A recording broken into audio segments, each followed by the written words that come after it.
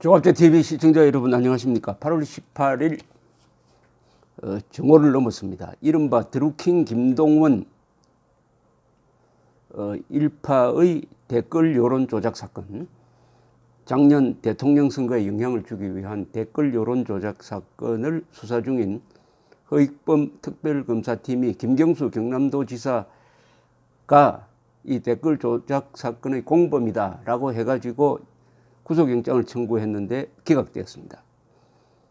박범석 영장전담 부장판사는 구속 기각 결정을 내리면서 공모관계의 성립 여부와 범행 가담 정도에 관해 다툼의 여지가 있다. 증거인멸 가능성에 대한 소명이 부족하고 김 지사의 주거와 직업 등을 종합해보면 구속의 사유와 필요성, 상당성을 인정하기 어렵다. 요컨대 현직 도지사니까 증거인멸 도주 우려 없다고 판단했다고 보여집니다. 그런데 흥미로운 것은 이 박범석 부장판사는 이명박 전 대통령에 대해서는 구속영장을 발부한 사람입니다. 박범석 부장판사는 이렇게 주장을 했습니다. 지난 3월 뇌물 혐의를 받은 이명박 전 대통령에 대한 구속영장을 발부를 하면서 범죄의 많은 부분에 대한 소명이 있고 피의자의 지위, 범죄의 중대성, 증거인멸 염려가 있다면서 구속영장을 발부했습니다. 이것은 이번 김경수 경남지사에 대해서 적용했던 기준과 좀 상치되는 부분이 있습니다. 범죄의 많은 부분에 대해서 소명이 있다고 했는데 이명박 전 대통령은 어제 법정에 나와서 검찰이 제시한 이팔성 씨의 비망록 주장에 대해서 거짓말이다. 거짓말 탐지기를 걸어가지고 한번 조사를 해보자. 이렇게 맞서고 있습니다. 즉 범죄의 많은 부분에 대해서 소명이 있는 것이 아니라 쟁점이 있다고 봐야죠. 쟁점이 있다.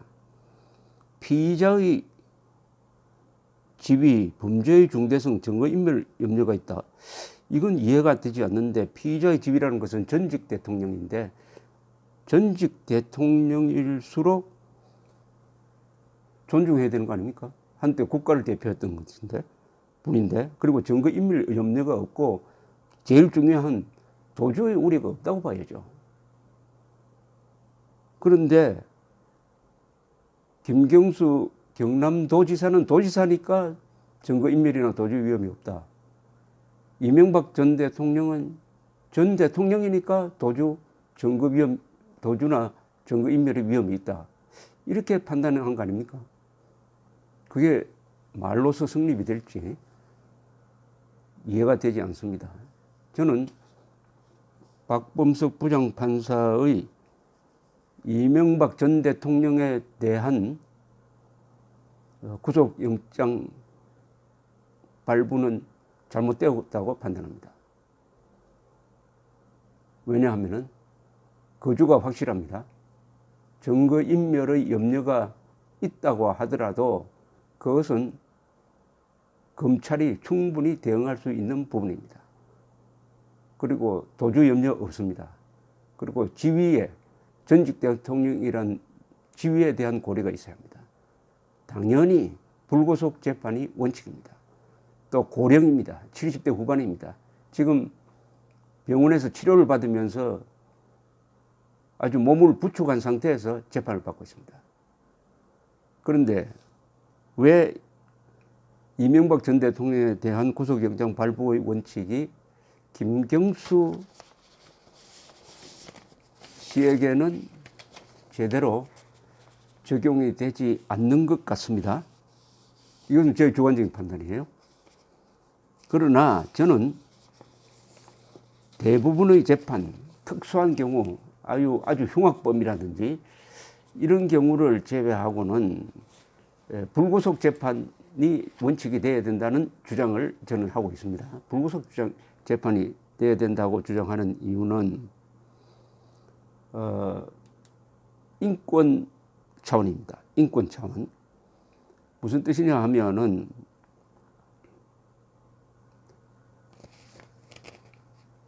비례관계가 맞지 않습니다. 그 비례관계라는 것은 뭐냐? 지금 이명박, 박근혜 두 전직 대통령에 대한 구속재판을 한번 보십시오. 재판은 뭐 열흘이나 일주일에 한 번 열리고 그럽니다. 그럼 나머지 시간은 아무 할 일 없이 감옥에 있어야 돼요. 그러니까 구속한 유일한 이유가 편의를 위한 겁니다. 집에 있다가 재판소에 오도록 하면 될 텐데 굳이 감옥에 가두어 가지고 열흘에 하루 재판 받기 위해서 나머지 9일은 감옥에 있으면서 할 일 없이 가만히 있어야 된다. 이렇게 잡아놓는 시간이 박근혜 전 대통령 경우에는 1년이 넘었습니다. 이게 비례관계 맞습니까? 매일 재판할 때 매일 재판할 경우에는 차라리 집보다는 감옥에 두는 것이 편리하다. 이렇게 주장할 수 있겠죠. 그래서 이것은 이런 종류의 구속재판은 검사와 판사의 편의를 위해서입니다. 아니 검사와 판사가 편하기 위해서 전직 대통령 두 사람이 감옥에 있으면 됩니까? 내가 편하기 위해서 전직 대통령 두 사람이 감옥에 있어야 한다? 이런 인권 유린이 어디에 있습니까? 아니 인간에 대한 모독이죠. 이거는 인간에 대한 모독입니다. 아마 전직 두 대통령을 감옥에 보내는데 관계했던 검사 판사들은 한 번도 감옥 생활 한 적이 없을 거예요. 서류상으로 구속하면은 그 뒤에 그 사람의 운명이 어떻게 된다 하는 데에 대한 실존적 성찰이나 고민이 없을 것이라는 생각이 듭니다. 있다면 이렇게는 못할 것이라고 생각이 돼요. 전직 이명박 대통령 구속되고 현직 김경수 지사는 불구속됐다. 이 극명한 차이, 여기에 많은 상식적인 국민들이 한국 사법부에 대한 불신을 갖고 있습니다. 정권의 눈치를 본다는 거죠. 한마디로 말하면 정권의 눈치를 본다. 정권의 눈치를 보면서 무고한 사람을 인신 구속한다. 정권의 눈치를 보면서 피해자가 생기는 거죠. 검사 판사가 정권의 눈치를 보면 반드시 억울한 사람이 옥살이를 하는 경우가 생기는 겁니다. 지금 이명박, 박근혜 두 사람은 유죄 확정이 되지 않았어요. 당연히 무죄 추정의 원칙에 의해서 무죄인의 대우를 받아야 됩니다. 무죄인의 대우를 받는다는 것은 뭡니까? 행동이 자유로워야 된다는 것이죠. 자유로워야 된다는 것이죠. 유죄가 확정되면 그때부터 감옥 살면 됩니다. 그러나 재판 과정에서는 자유로워야 방어권을 행사할 수가 있습니다. 검찰은 자유로운데 판사도 자유로운데 피고인이 갇혀 있으면은 어떻게 적극적으로 자신을 방어할 수가 있습니까? 심리적으로 위축이 되고 그리고 신체가 망가지는 거 아닙니까? 그러면은 재판은 공정하게 하나의 스포츠처럼 공정한 룰에 의해서 이루어지는데 이미 불공정 게임입니다. 이 구속에 대해서 구속을 남용하는 나라는 이거는 인권 유린 국가입니다. 법치 국가가 아닙니다. 사람을 구속하는 것은 가장 엄격하게 규제를 해야 합니다. 우리가 흔히 민주주의 법치 국가의 출발이라고 하는 1215년 6월 저 먼 잉글랜드에서 만들어진 대헌장 마그나카르타는 가장 중요한 게 아무리 왕이라도 자유민에 대해서는 멋대로 잡아넣을 수 없다. 적법 절차를 받아야 한다는 원칙을 확립한 겁니다. 그게 민주주의 출발점입니다. 민주주의 출발은 인신구속을 왕이라도 권력자도 마음대로 할 수 없다는 것입니다. 그래서 불구속 수사의 원칙이 생긴 것이죠. 무죄 추정의 원칙과 불구속 수사의 원칙이 법치국가 민주국가의 제1조입니다. 여기에 대해서 조금 더 논리적으로 법리적으로 가장 쉽게 설명하는 분이 김평우 변호사인데 이분이 구속의 문제점에 대해서 쓴 것을 제가 한번 소개를 해드리겠습니다. 조갑조닷컴에 쓴 글인데요. 이렇게 씁니다. 이건 법률 공부도 된다고 생각해서. 자, 구속이란 무엇인가? 김평우 변호사의 구속에 대한 법리 정리입니다. 구속이란 무엇인가? 자유를 박탈당하고 감옥소에서 사는 것이다. 죄가 있어서 감옥소에 갇히는 형벌을 받는 것이 아니라 수사기관이나 재판소가 피의자나 피고인을 소환해서 수사하고 재판하는 불편을 들고자 아무 때고 원할 때 불러서 조사하고 재판하려고 대기용 감옥소에 가두어둔 것이다. 쉽게 말하면은 죄가 확정이 안 된 시민을 수사, 재판 대기용 감옥소에 가두는 제도가 구속이다. 이게 구속의 핵심입니다. 그런데 이 우리나라 언론은 이상하게 구속하면 이게 막 유죄 선고가 확정된 것처럼 이렇게 오해를 하고 언론도 그렇게 씁니다. 검찰도 구속영장이 청구가 돼가지고 기각하면 막 화를 냅니다. 아니, 재판에서 결판 내면 될 텐데 구속영장을 판사가 기각했다고 검찰이 반박 성명을 발표하는 나라입니다. 얼마나 구속을 재판으로 여기고 있습니까? 구속은 재판이 아닌 겁니다. 그러니까 한국은 구속으로서 이미 재판 사실상 끝나는 이런 나라가 되어버렸습니다.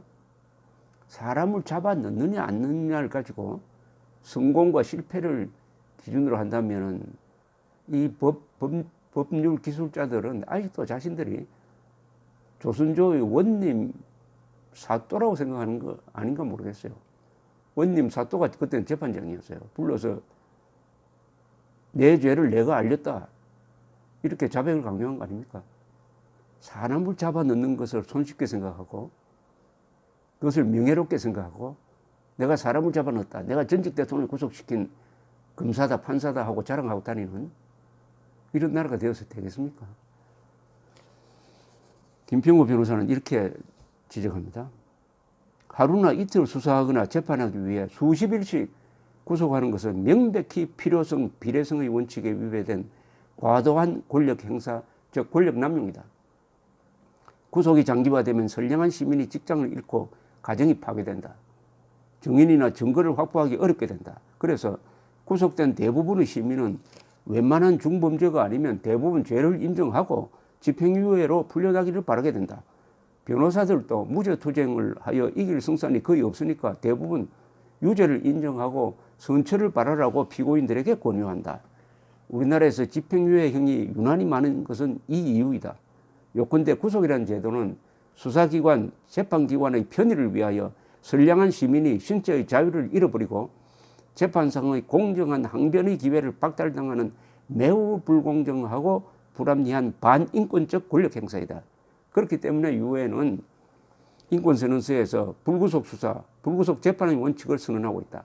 근대 국가에서 법치국가냐 아니냐, 인권국가냐 아니냐의 최대 관건은 불구속 수사, 불구속 재판의 원칙이 얼마나 제대로 지켜지느냐에 달려 있다고 해도 과언이 아니다. 검찰 법관이라고 하여 자기 마음대로 구속영장을 청구하고 발부할 수 있는 것이 아니다. 헌법과 형사소송법에 정해진 조건이 충족되어야만 구속영장을 청구하고 발부할 수 있다. 검찰과 법관이 이 헌법 규정, 형사소송법 규정을 제대로 지키나 안 지키나를 감시하고 평가하기 위해 인권위원회가 있고 대한변호사협회가 있고 민변이라는 변호사 단체가 있다. 최근에 인권을 지켜야 할 변호사 단체가 이명박, 박근혜 등 전 정권 사람들이 무더기로 구속되는 데 대해서 문제를 제기한 성명서 하나 읽어본 적이 없습니다. 저는. 한국에는 법률 기술자는 많은데 법률가는 없는 것 같습니다. 김평우 변호사의 글은 이렇게 이어집니다. 그런데 우리나라에서는 이 불구속 수사, 불구속 재판의 원칙이 전혀 지켜지지 않고 있다. 단적인 예가 탄핵 정변의 무더기 구속이다. 1년 전에 박근혜 대통령에 대한 구속영장을 발부할 때, 그리고 6개월 뒤인 2017년 10월 구속영장을 재발부할 때 법원은 박근혜 대통령이 검찰의 범죄 혐의를 부인하기 때문에 증거인멸의 우려가 있다며 구속영장을 발부했다. 부인하기 때문에? 이렇게 되면 피의자나 피고인이 죄가 있다고 인정해야 증거인멸의 우려가 없어 불구속이 되고 죄가 없다고 혐의를 부인하면은 오히려 증거인멸의 우려가 있어 구속이 된다는 이상한 결과가 된다. 자백하는 범죄인은 불구속이 되고 죄가 없어 부인하는 무고한 시민은 구속이 된다니 이 무슨 망발인가. 선량한 시민이 검찰에 잡혀가면 무조건 혐의를 시인하여야지 혐의를 부인하면 구속이 되는 나라. 어느 아프리카의 후진국이 아니다. 바로 우리나라다. 죄 없는 백성을 감옥에 잡아놓고 내 죄를 내가 알렸다고 두들겨서 허위 자백을 받아내어 재산을 빼앗던 100년 전 조선시대의 원인 재판, 사또 재판과 별로 다름이 없다. 참으로 통탄할 일이다. 이 나라 사법이 어찌 이 모양이 되었는가. 뭐 다 그런 건 아니죠. 정치적 재판에서 이런 일이 벌어지고 있습니다. 정치적 재판에서. 따라서 김경수 경남도 지사가 불구속 재판을 앞으로 받게 되겠는데 저는 이것을 지적할 생각은 없습니다. 꼭 구속 재판을 받아야 된다는 것은 아닙니다. 불구속 재판의 원칙이죠. 그럼 그 불구속 재판의 원칙은 우선 이명박, 박근혜 두 전직 대통령에게도 적용이 되어야 합니다. 첫째는 두 전직 대통령은 거주가 확실합니다. 도망갈 염려 없습니다. 증거인멸의 염려가 있다고 하더라도 이미 사라졌어요. 검찰이 완벽한 수사를 한 뒤에 아닙니까? 그리고 두 사람 다 전직 대한민국 국가 원수였습니다. 그리고 두 사람이 자신에 대한 혐의에 대해서 강력하게 부인하고 있습니다. 무엇보다도 건강이 나쁩니다. 어제 김경수 영장기각으로 이명박, 박근혜 구속 재판의 이유도 사라졌다고 보는 것이 상식이고 그것이 법리라고 저는 생각합니다. 감사합니다.